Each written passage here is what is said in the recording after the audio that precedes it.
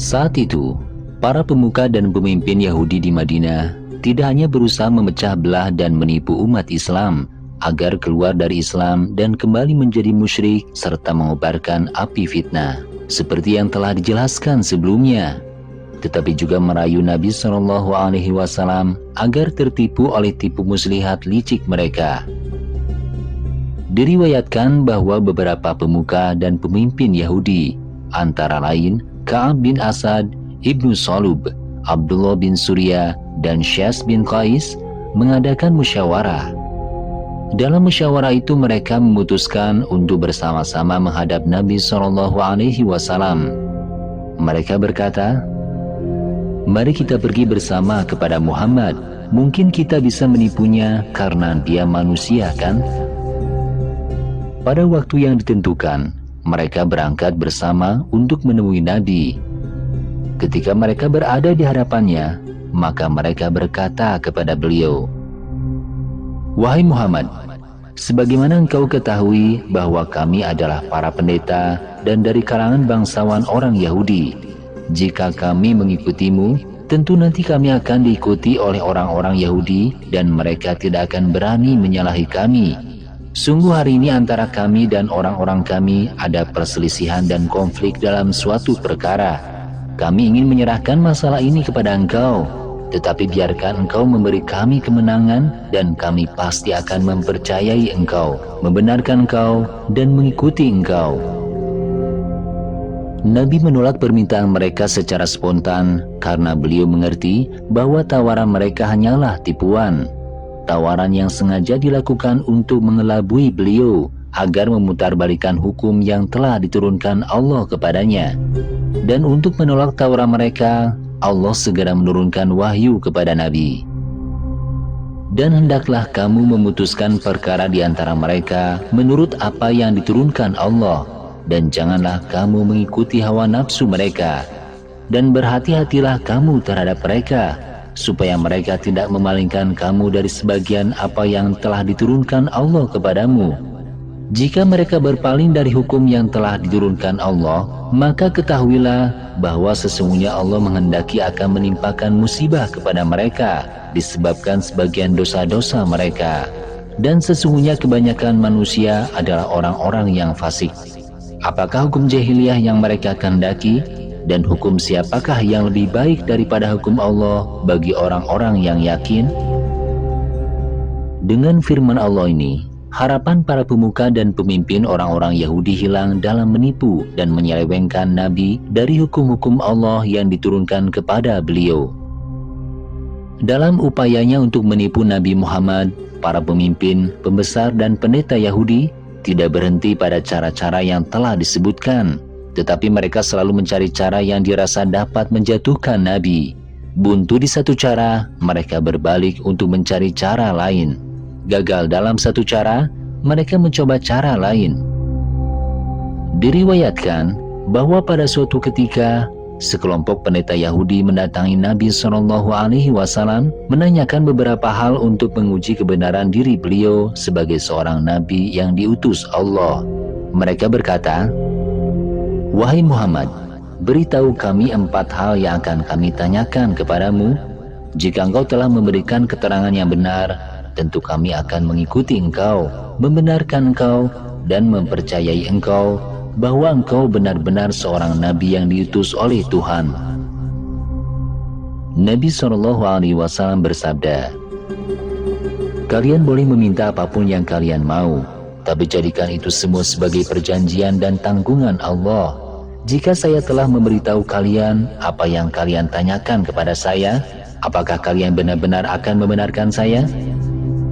Mereka menjawab, "Ya, baiklah." Nabi berkata, "Silakan tanyakan apapun yang kalian inginkan." Mereka bertanya,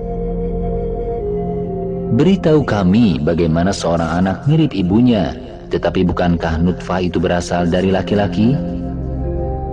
Nabi menjawab, "Aku memperingatkanmu dengan nama Allah yang menurunkan Taurat kepada Musa. Tahukah kalian bahwa sperma pria berwarna putih dan kental, sedangkan sperma wanita berwarna kuning dan encer. Jadi siapa di antara keduanya yang paling unggul dan mengalahkan temannya? Seperti itulah tampilannya. Riwayat ini juga termaktub dalam kitab-kitab hadis yang muktabar, antara lain Sahih Bukhari dan Sahih Muslim. Mereka berkata, "Ya, benar." Lalu mereka bertanya, "Beritahu kami, bagaimana tidurmu, wahai Muhammad?" Nabi SAW bersabda, "Saya bertanya kepada kalian dengan nama Allah yang menurunkan Taurat kepada Musa.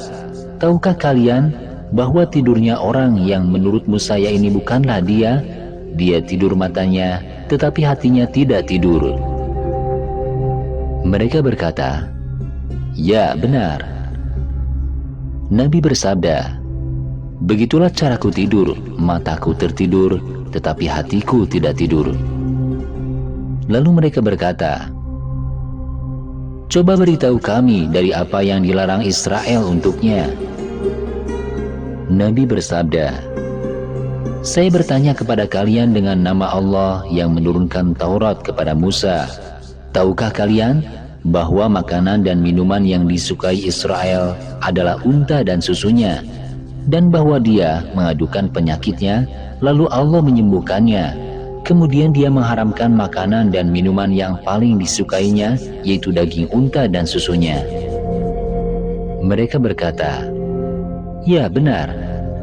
Kemudian mereka bertanya lagi, "Beritahukan tentang ruh." Nabi SAW bersabda, "Saya bertanya pada kalian, apakah kalian mengenal Jibril? Dialah yang datang kepadaku."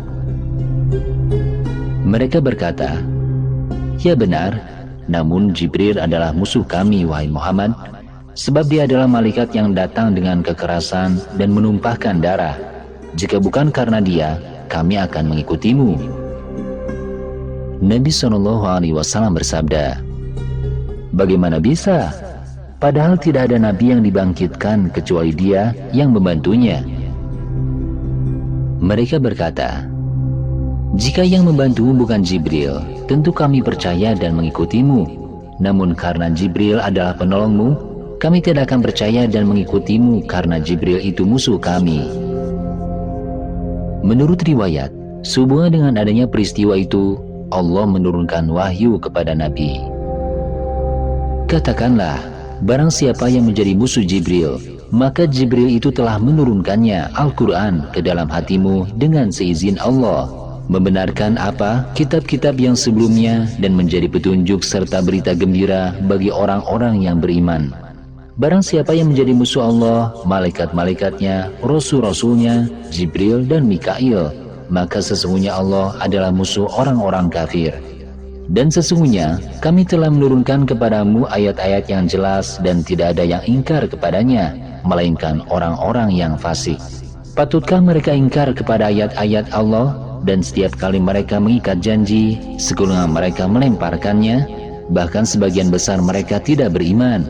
Dan setelah datang kepada mereka itu seorang Rasul dari sisi Allah yang membenarkan apa kitab yang ada pada mereka, sebagian dari orang-orang yang diberi kitab Taurat melemparkan kitab Allah ke belakang punggungnya, seolah-olah mereka tidak mengetahui bahwa itu adalah kitab Allah.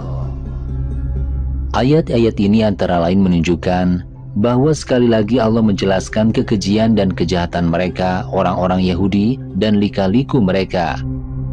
Mereka dengan angkuhnya berani mengatakan tidak mau beriman kepada Al-Quran dan Nabi Muhammad karena Al-Quran adalah wahyu yang diturunkan melalui Jibril, karena mereka sangat membenci dan menganggap Jibril sebagai musuh. Surat Al-Baqarah ayat 97 ini telah kami kutip di episode sebelumnya dan telah kami uraikan sebab turunnya, yaitu karena ejekan seorang pendeta Yahudi bernama Abdullah bin Surya kepada Nabi SAW. Riwayat-riwayat tersebut adalah sebagaimana termaktub dalam kitab Sirah Ibnu Hisham.